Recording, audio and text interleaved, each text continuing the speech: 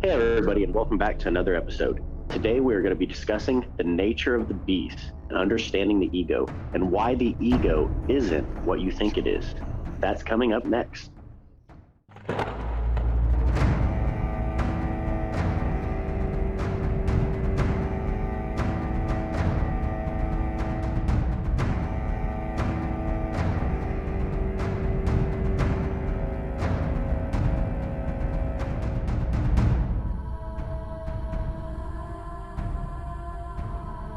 All right, welcome back everyone to the Wizard Factory video podcast, where you subscribe for weekly videos exploring deeper knowledge of the universe and ourselves. My name is Logan Hart. And I'm Brian Easterday. So what are we talking about today? The nature of the beast, understanding the ego. Now this is a huge topic, very common, but rife with lots of misinformation. Definitely, I can speak on my behalf. I really went down the road of the New Age school of thought, and got really into Eckhart Tolle back in around 2014, 15. And it has a lot of useful, points of view that I still carry, but this entire stigma about the ego is the enemy, it's the cause of all of our problems, and that it just needs to be eradicated, killed, and put underground. We're gonna get into that, but before we do, if you're new here, go ahead and hit that subscribe button for me. I really appreciate that. And let's get into this. So, Brian, you want to open up? Yeah, so, in the show, we've talked about this concept a lot, the the idea of the wounded ego versus the healthy sense of self, and how the healthy ego is a very important thing, actually. But we haven't really delved into it fully. So, when we bring a holistic approach, we'll hit on many different topics and subjects, and then, later on kind of break them down in an episode. So we're just going to really be digging into this whole kind of concept of why I think maybe a lot of people have confused the ego as the problem rather than recognizing certain behaviors as symptoms of the problem rather than the root of it. Right. So I want to kind of paint the picture with an analogy. So imagine a dog, and this dog has a history of abuse. It's damaged. It's fearful. What is its body language? It slinks around and kind of hides in the corner and tucks his tail, and then if you go to pet it or reach for something, it sort of cowers, like it's expecting you to hurt it. It's perceiving the world as a hostile place. It's experienced something so traumatic that it's carrying that with it, and it's thinking that it's going to happen again at any moment, and that something is always trying to get them. And there's so many cases of dog owners and dog trainers rehabilitating a damaged dog like this into a state of being perfectly normal, well-adjusted, and loving and safe. And they do this by enforcing the trust between that person and the animal, and making them feel safe and that they're okay and that they can give and receive love and they're not going to be harmed. So I think we can really extrapolate a lot of, even though it doesn't sound super, profound in and of itself, I think that there's a sort of a disconnect in people's minds when you're talking about human psychology and mental illness versus just an abused dog. It's very simple, and people can see that, and there's not all that complexity of the human lack of empathy or anything like that. Everybody feels sorry for an abused dog. Dogs seem to be more innocent, even though maybe they aren't, in any realistic way, but you can just kind of like see that situation more clearly. So. Well, and that's some, actually a subject we got into in our episode when we had a really wonderful guest on, Bill Church. That episode, No Bones About It. So if you guys haven't checked that out, Bill is a really great dog trainer, as well as a very well learned guy. So it's a good episode. Go check it out if you haven't. But that is a very great metaphor for looking at kind of a wounded person, or a person specifically whose ego has been wounded, or their sense of self has been damaged, because that's really what our ego is our sense of self, and how we view ourselves and interact. So that isn't inherently a bad thing. Let's obviously, just dispel that right off the bat. Like Logan said, in his journey, he kind of fell into that new age trap. When I very first started getting into like Buddhism and Taoism, probably, like in '09 or, like 2010, somewhere around there, I kind of really started getting interested in the Eastern philosophy. And that was kind of the theme you see more so in Buddhism, but, right. And that was helpful for me at the time. It was a really important stepping stone, which, here soon we're actually going to do an episode kind of on that concept of how different schools of thought can be different stepping stones on your path to progress. But that'll be a future one. The end all be all in and of themselves, they're useful for the time. It's what you needed at the time to keep progressing. Right.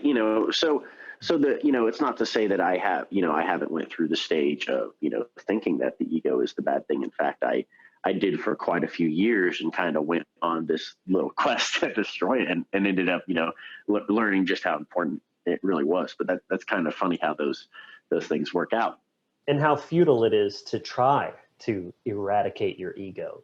That's the thing, is it's ironic that trauma disrupts your sense of self, and then a traumatized person responds or overcompensates by trying to get rid of the self rather than heal it and make it whole again. And that's what we're getting into here, is that trauma itself is something that violates your boundaries. Someone touched you in a way, or, was violent towards you. They disrespected your sovereignty. Or, it doesn't even have to be a person. It could have been, a tornado blew a tree on top of you or something. That's traumatic too, because your body, underwent that violation, even though it wasn't a conscious being behind doing it to you. The ego is your sense of self is trying to overcompensate from the experience that said your existence doesn't count, or your space or your sovereignty doesn't count. That it's overextending itself. And this is the state that we're seeing so many people walk around in. And so when people say kill the ego, that's kind of what they're talking about, is that people are walking around just completely centered around their own ego, because their ego is going on overdrive, trying to validate its own existence. And if there's not a problem for it to solve, it will subconsciously literally create one. Just again to validate your own existence, because that experience made you feel like you didn't exist, or that you didn't matter. Mm-hmm. Well, yeah, and it's very interesting to look at the different behaviors people can display when they have some kind of ego damage. It's interesting to note that they kind of go to one extreme or the other in extreme cases, with most people obviously having behaviors that will kind of like, fall on either side. It's not just a totally black and white thing. You do need to, it's useful to explain it in those terms, but keep in mind to look at the nuance of that as we get into that. But those behaviors aren't necessarily the ego themselves. It's the process of how the ego views itself. Or the process of that sense of self has been then disrupted. So, it's just like that, going back to that trivium process. If the foundation, is wrong, that's going to influence the decision-making process, and therefore the actions. So the harmful behaviors that people exhibit whenever they are either allowing someone to violate them, because they have a wounded ego, so they feel like they deserve that, or they're like kind of a narcissistic person where they're violating others. That those behaviors are what we actually need to look at as what is very unhealthy. It's not actually, you have to separate those from the sense of self, and recognize those are just symptoms of an underlying issue. Yeah, totally. And like, so when you experience this trauma, your sense of self is disrupted, as I said, and then what happens psychologically, like neurochemically, you are shoved into a state of imbalance into one side of the brain or the other. And oftentimes it tends to be the left brain because each hemisphere is governed by a lower part of the brain. The middle brain, which is the mammalian brain that processes emotions and empathy, is the right side, and that's the feminine side of the brain. The left hemisphere is governed by the brainstem, which is the reptilian brain, and this is the seat of the ego because that's its one function, is to essentially survive by means of providing and protecting. That is its like role. So the ego is the masculine side of the brain essentially, which so it makes sense that new age ideologies, which tend to be very right brain, would demonize and view the ego as something which is negative when it actually isn't.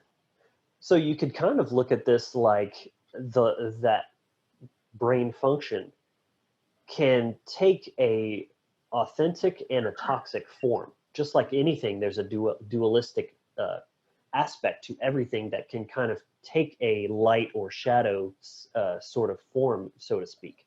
And so in this case, you're kind of looking at the protector provider role, which is the divine masculine role, as a universal energy. We're not talking about dick and balls here. We're talking about, cosmic forces, versus the toxic version, which would be all about domination and control, because they kind of go hand in hand. Think about it. If resources are scarce or there's bandits everywhere trying to, rob and harm you, then you're going to be in that survival brain, which is a good thing. It's trying to keep you alive and ration your food and fashion new weapons and be prepared, because that's what it's designed to do. Mm-hmm. Yeah, I like looking at the ego through that left brain perspective. Although I think we could also view it from the right brain perspective as well, because that right brain, that feminine part of the brain, is going to provide the sense of self that is part of that has connection to others.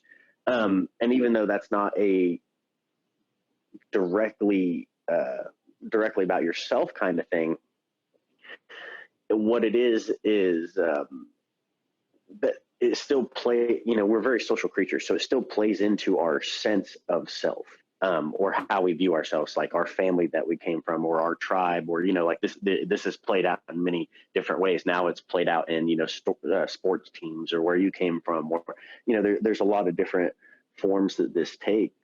But who we're associating ourselves with very much contributes to our sense of self. So that's where we can see the right brain kind of part of the ego kind of come in at play here.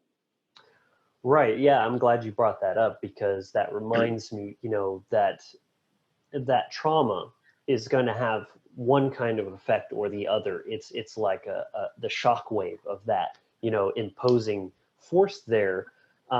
And then so the ego is sort of left reeling with what to do with itself to respond to this experience. And so oftentimes it goes and projects outwards into this external control. And that is the left brain manifestation of that, sort of like micromanaging everything, controlling people, that sort of thing would be that sort of inauthentic, overcompensating form.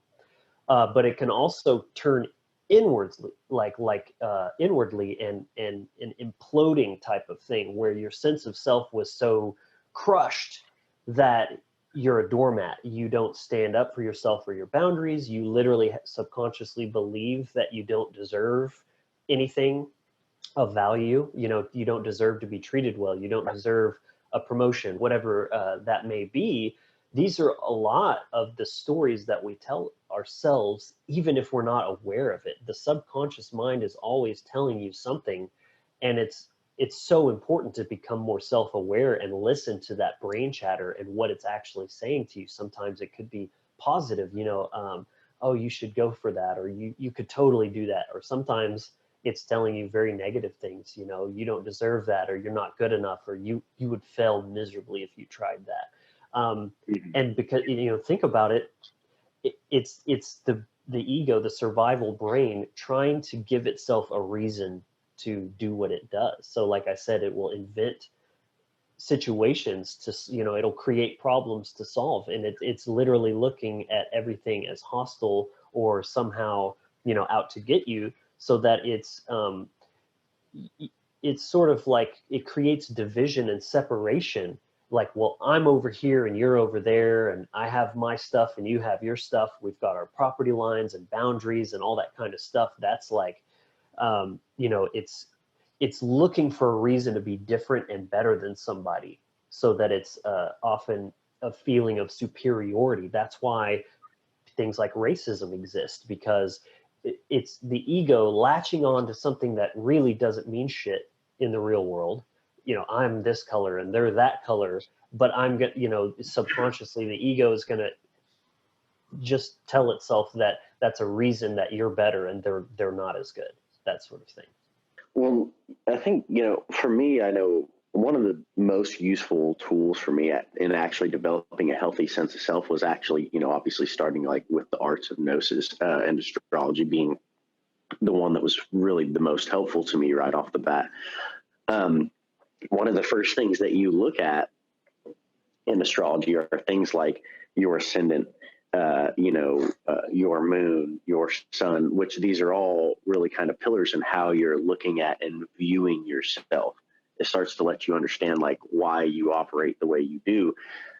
So if you are a person who has went through trauma, that's really helpful for learning how to navigate that trauma, because it will give you indicators of some of the ways in which you'll respond to that.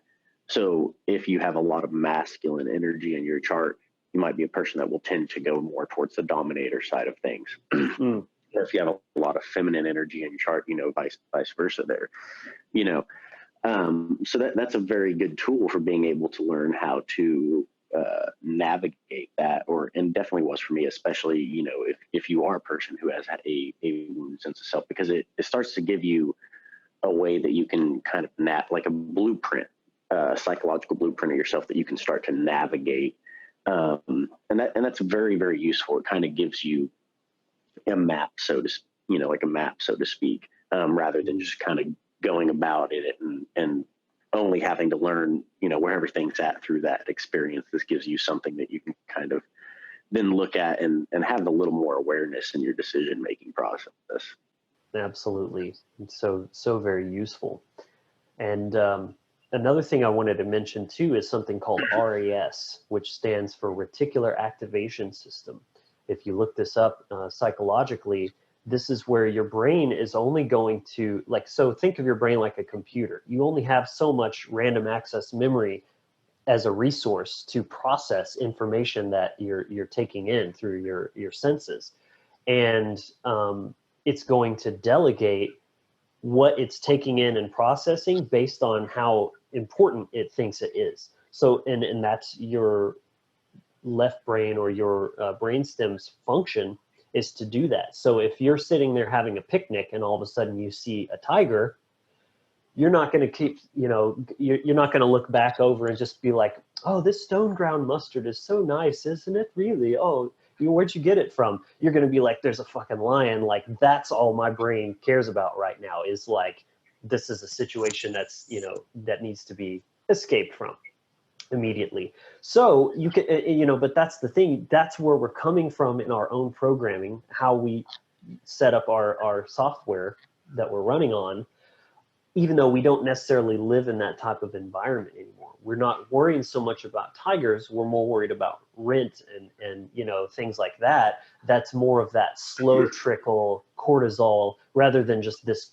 burst all at once and then you run away and then you laugh it off and you're like, oh shit, I almost got eaten, but then you're fine, versus just that never ending perpetual, impending doom feeling of stress that we live with nowadays. But when someone's living in that triggered state all the time, they're always going to be looking for what's wrong with the situation. They're going to say those extreme statements like, oh, you never help me with that, or you never buy, that sort of thing, those very like end of the world type statements, because it's that triggered, ego is always looking for that reason to call something out and be right and, give itself that little lift, the little elevation.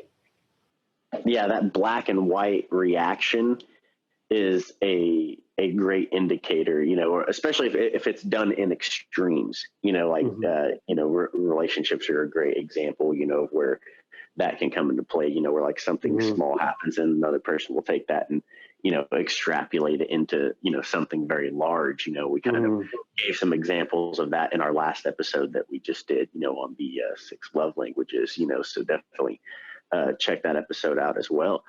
Yeah, it's like, if someone does the dishes, for example, 5 days in a row, and then the one day they didn't, that's when it's a problem. Like, there was no acknowledgement of before, but now it's a problem when it didn't happen. This is just hypothetical, but I'm saying, like, people tend to notice those things more, and then if you take a step back and look at it, you're like, oh shit, like I was kind of having the horse blinders on and only seeing what I wanted to see, and it's kind of like having that convenient obliviousness to the other stuff. Right. Yeah, that's a great point. And what's important to really note here is that the way to go about developing that healthy sense of self is to really try to find a place of, where you're operating from a place of balance and self-love, that you not only appreciate yourself and respect your own rights, your own sovereignty and your sense of self, but you respect that of others. That's a huge theme on this show. Obviously, we talk about boundaries and sovereignty a lot, because when you really look at a vast majority of the issues and problems in the world, they can come down to those things. So, and that's very much the case here. We can, it applies, on the microcosm with us as individuals, as well as within society on the macrocosm. Right. I mean, it really comes down to where you, the individual, are coming from. Like, if I give you directions to my house, it depends on where you are, what directions I'm going to give you to navigate to where you're going. So some people that have that sort of have taken on that imploding dynamic with their trauma, they need that sort of like compensation of, when people, you see this online, people talking about, nobody can't tell me anything, or like nobody's opinion of me matters, that sort of thing.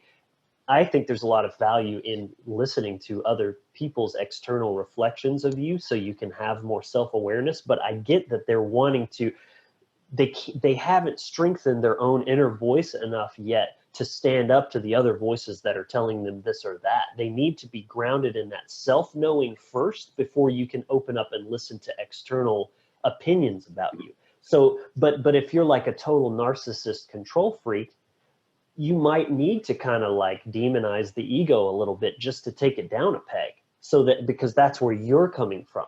But ultimately, the balance is the common goal, to the point that you can achieve where your self-love does not exceed or, go below the love and care that you have for others, so that you're not prioritizing or putting either on a pedestal. Yeah, that's absolutely. Like that magical sweet spot that you want to achieve. And it is very difficult. I mean, I still oscillate and vacillate, and I'm far from, healed, which I don't think you ever just wake up one day and you're something, like. That's a great point of, asking like the question, what is healed, which we actually plan on doing an episode about that as well, really looking at that. But it's no arrival point. It's a continual process of something that's always going on. But, we'll get into that in the future episode for sure. But I guess a really great way that I really like to look at the ego or a healthy sense of self is with the runes. So astrology is a really useful tool that I've used, but the Isa rune, we've spoken about on the show before.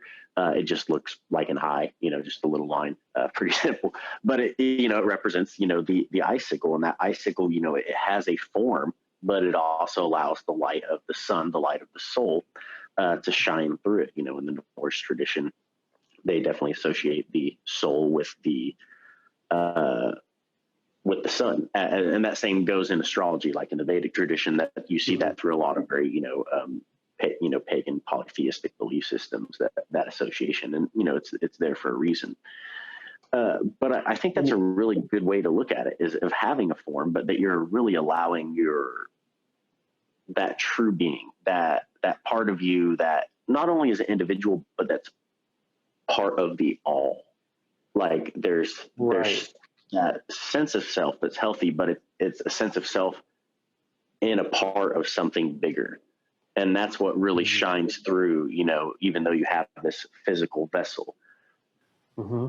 Yeah, that's really a vital differentiation there, because when you think about being able to see the sun shining through the ice, what is required for that is a level of purity and clarity that would not be able to achieve if the ice was all murky with pollutants and things like that. So I mean, that's really what it's alluding to for me, is transmuting the self into that sort of crystalline version that is allowing for things to shine through, and you're not so self-absorbed in your own need to exist that nothing is, light is energy. If you're not allowing energy to flow through you, you're sick, you're diseased, you're separated from nature. So that's such a beautiful analogy to depict that, I think. And, I love symbolism. So like getting further into that, the dragon has been a symbol used for thousands and thousands of years. And almost across the board, it represents the ego. Or more specifically, the reptilian brain, that is the brainstem. Each layer of the brain is kind of like a hierarchical system, but the stem is lower. That doesn't mean it's inferior. It means that it's grounded. It's that sort of masculine that's like a lightning rod, digging down into the earth. That is, it's like your lower chakras. Your lower chakras aren't bad or evil, it's just representing the earthly or the material, which also isn't bad, which, there's so much we could get into, and we touch on this stuff a lot, but, being materialistic or being physical, there's nothing less spiritual or devilish about that. But what I'm getting at is, think about the iconography of like, how many stories where the hero goes to, slay the dragon or ride the dragon, like in the Never-Ending Story.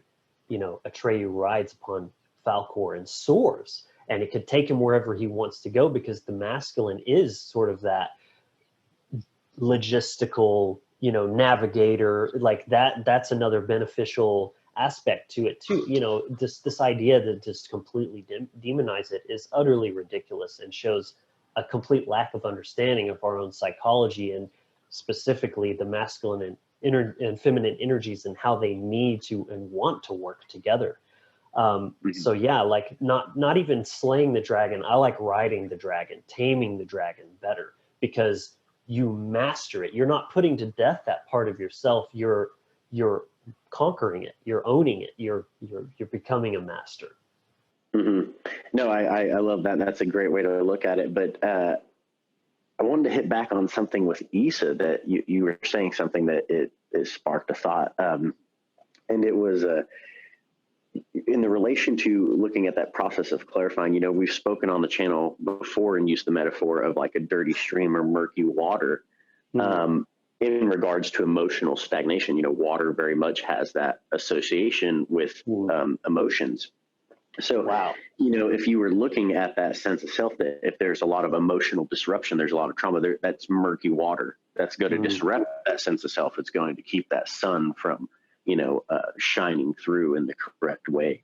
So, I really think that those, emotional trauma, like really learning to deal with that right brain and integrate it, is so important in clearing the sense of self, because we can see that if that survival brain, that left brain, is like way out of control, what's it going to need? It's going to need that right brain to balance it out. It's going to need that emotional integration as a way of being able to, start processing and clearing up those muddy waters, so to speak.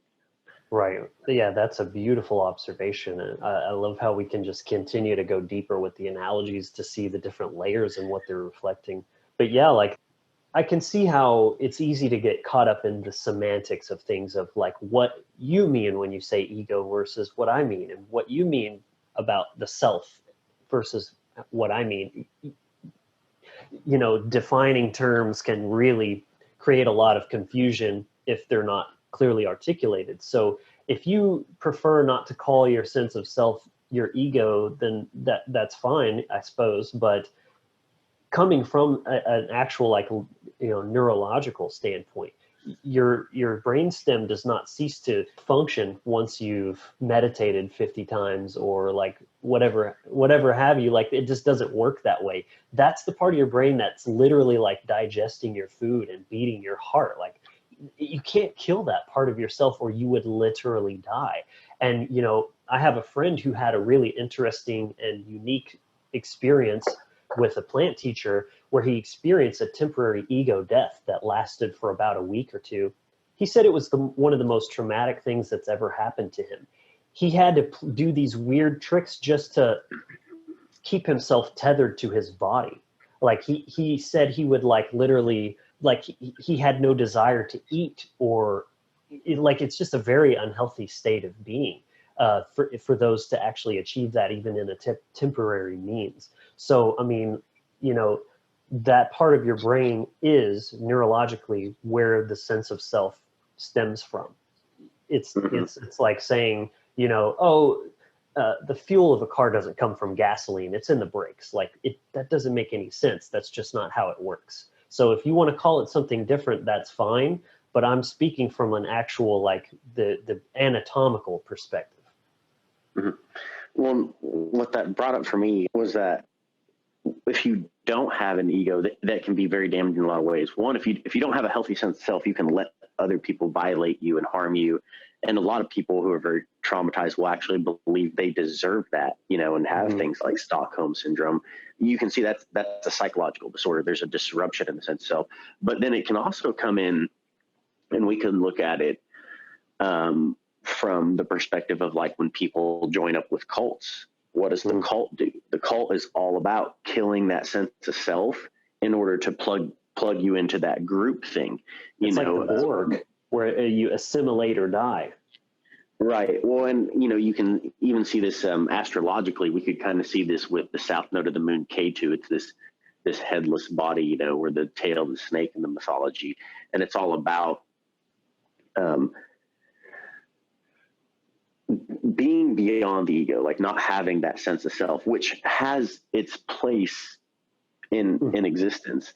But like in this realm, that can be very dangerous. Like certain people, for example, like you can look at certain K2 placements, and if a person, depending on how K2 is placed, that could be an indicator of a person being, having tendencies to like joining like an extremely radical like religious faction or something, or doing suicide bombings, or, going and shooting up somewhere because they believe that, there's that sense of self has been disrupted, like to where it's like, it just doesn't care. It doesn't not only acknowledge itself, but it doesn't acknowledge others. And that can create very destructive behavior.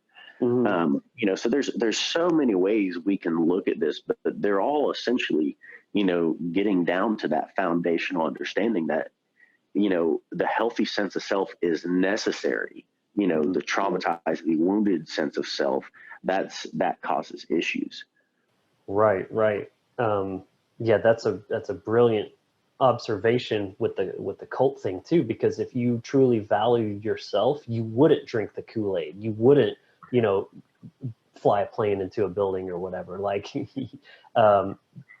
it's because of that ideology that wants you to.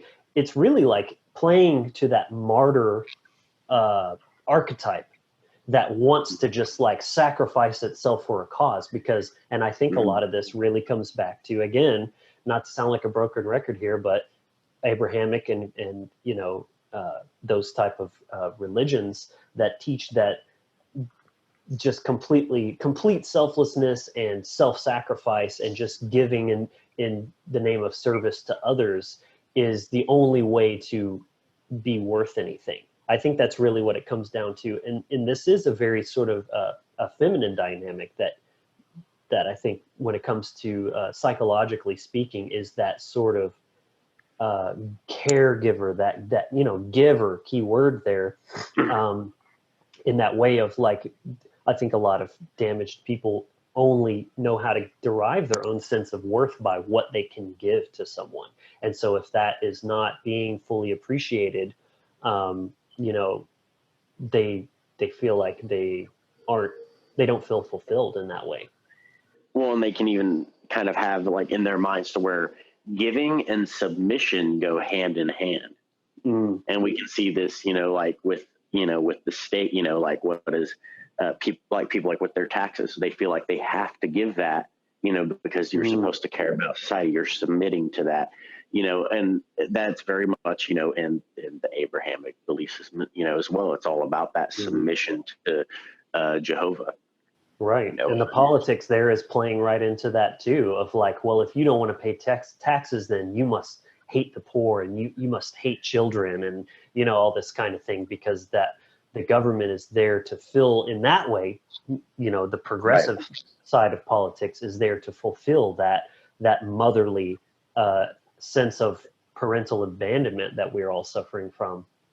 Right. Well, and even statements like that, that's like a little attack on the sense of self. It's like, oh, you're not a good person. You're not a good member of society unless you conform to this, like, so that's, we see how this mind control works. It all goes down to attacking that sense of self. And that's why, you see the phrase, know thyself.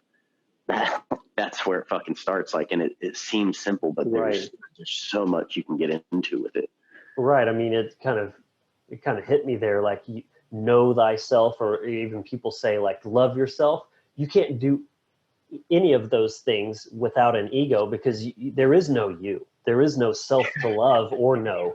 Like it's. I think that's have something to work with. Yeah, yeah. Like exactly. Working on self-love, and at the same time always talking about how there is no me, and I'm just a dancing fractal in the Jim Carrey and Russell Brand and really light, and just GTFO with that, man. It's just nonsense. Well, it's like, I mean, imagine like a potter, trying to create something. Like, they have to first have the clay. Like, if there's no clay, there's nothing like to create, to mold into something, into that vessel. The same thing applies here with that sense of self. Like, that self has to be there. It's up to us to mold it, That's deep too, because, it's like the person looks at themselves and you see their potential of the vase, and they just see the lump of clay and they're like, there is no vase, like there is no me, right? But you're saying, but look what you could be if you practice what I keep coming back to, self-mastery. That's been really one of the components that I've really been feeling into and getting a lot of lessons on, is the importance of self-mastery. Like I said, dragon firmly placed beneath your boot, that sort of thing, so that it's useful as your minion, but it's not calling the shots. You are. And when I say you, who? I mean the real you, your higher self, your essential self, not your illusory, overcompensating, fragile sense of self coming from your wounded ego. That's really what we're driving home with this one. Well, and even to dive into that more with the potter thing, I guess it kind of hit me, like to make that pot, you have to use your, both your hands, if your left and right hand in balance with each other. If you're using, so that's, and that's how you mold that vessel, is learning how to use your masculine and your feminine energies in balance, to work together to, shape the vessel that you want to become. Right. And what are you creating? Well, you could say a vase is a tool, and you could also say a vase is a decoration, and they're both correct. And so a well-made vase is both beautiful and useful, and that's the perfect synthesis of masculine and feminine there. Yeah, that's good. And as I said that, I was thinking that's really beautiful, but then I could totally see someone saying, or some feminist saying, like, he just said women aren't useful, we're just good for being beautiful, or whatever. Obviously that's not what I'm saying. I'm a vase, Logan. Instead of it. That's funny. Let's see. Yeah, so, as we can see, having that healthy sense of self and that self-love, and wanting to really discover, and question yourself and grow, shape yourself into something that you want to be. Like, I think that's one of the beautiful things to understand about the sense of self, is that it's not concrete.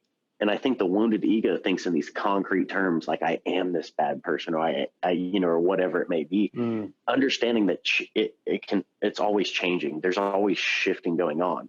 So even if you're not where you're at with your sense of self and how you view yourself now, you can work on that. You can change that and grow that into something you really want to be. So this kind of leads me into looking at, nature. If we observe nature, that is truth. That is what is happening. So when we have a false belief or a distortion in how we are looking at our sense of self, it creates that disruption with nature. We create that chaos within our life. So I think it's very important to make sure that we can always step back and look at ourselves honestly, and as Logan was talking about earlier, being able to listen to others and have teachers or close friends or others that can reflect back to you if you are acting out of line is really so important, because then you're getting the internal perspective as well as the external. And that's a really balanced way to go about operating, As within, so without. There's going to be a lot that you can extrapolate via between those worlds. Man, I love what you said about the when you were talking about the pottery analogy again too, because it just struck me. I imagined how defeated people get in their mindset about who they are when they're malleable clay, and they're just sitting there so convinced that I'm just a lump of clay and I can't be anything more. And that's where I'm sitting here like, dude, self-mastery is where it's at. To become the sculptor of your own self, your own mind and your own will and what you're creating. That is like right at the pinnacle of, your birthright, your power, your magic as a human freaking being. And just like, it begins with adopting that empowered mindset of, wait a minute, I'm whatever the fuck I want to be. And I've got two perfectly good hands here, and you just get to mold it, and you stop being a victim and you start just taking action and changing who you are and what you want to be. That's beautiful, man. Well, man, we could take this further. So just tell me, like, what do you do? Then you got to put it in the steel, and it has to go through like that heating, that hardening process. So I love it. Shaping your sense of self, like it has to then be tested, and hardened in order to like achieve that form, that is what you want to become. If you were trying to achieve a state of complete being, so to speak. And therefore find out if you hold water, so to speak, which is such a analogy for like, does it work? Is this going to fly? Like, is this cutting it? Yeah, that's great. Love that. Good stuff. So yeah, man, that's really the gist of it, is that the primary purpose of you as an individual and me is to align our perceptions, our thoughts, our emotions, and our actions with truth, and to the best of our human fallible abilities. And so like purging yourself of illusions and bad beliefs, such as this is who I am, or I'm just I don't deserve this, or the world is hostile and out to get me, or the list goes on of all the narratives that the wounded ego fabricates to give itself a sense of purpose, because it's been so razzled. And so getting back to nature and self-observation is really the only way out is in. It's almost cliche at this point, but so many cliches are just that because they're so damn true. So in a nutshell, that's what we're getting at. Love yourself, like yourself, not love being a wisp, a fucking metaphysical fart flowing through the cosmos. No, dude, like, and so like really developing, like first discovering who you actually are, and then healing into that new discovery of truth of who you really are, not who you think you are, or who you've been convinced that you are, and then building on that and becoming more of a bright flame of a being. Absolutely. Yeah, no, it's definitely good to and especially like, we have to understand everything goes down to the foundational assumptions and understanding. So if you're operating from the foundational assumption that the ego, the sense self is bad, you're only ever going to create issues for yourself, because you're literally attacking yourself. You're not wanting yourself to exist. There's some kind of self-loathing going on there. So self-love is important for that healthy integration, to have that healthy sense of the self. Right. In stop order listening to any ideology that's telling you that you need to submit and be completely selfless, and that you wanting anything nice for yourself or seeking any kind of gain is somehow just inherently wrong and selfish and bad. Just get to hell with that, man. Absolutely. But yeah, no, I mean, I think that kind of, wraps this episode up, again, as you have this new foundational understanding to operate from, that you're seeking that healthy sense of self, and that it's a constant state of improvement, and that, you are the master and the crafter of what you want to become. That is a much healthier way to go about operating in the world. And you can achieve a lot more coming from that perspective, because it's empowered, inspired, and encouraged, which is what our goal on the channel is to do here. Exactly. Yeah. So I mean, like, take away from this, it's okay to be you. Just know where you end and other people's freedom, rights, and sovereignty begin, and you'll be just fine. And that's really, like, I think the ultimate lesson that we're all here to learn is how to coexist and co-create together, not causing harm, but creating heaven on earth, which we can do. It's in the realm of possibility via natural law. Natural law allows for any outcome that we choose to create, whether it's heaven or hell on earth. It's completely up to us. So that's all we have for you, folks. We hope you loved it. If so, hit that like button down below. It means so very much to us. Thank you for stopping by. We hope you enjoyed this content. Please visit our website, thewizardfactory.com. It's a one-stop shop for everything that we have to offer. And until next week, be empowered, be inspired, and be encouraged.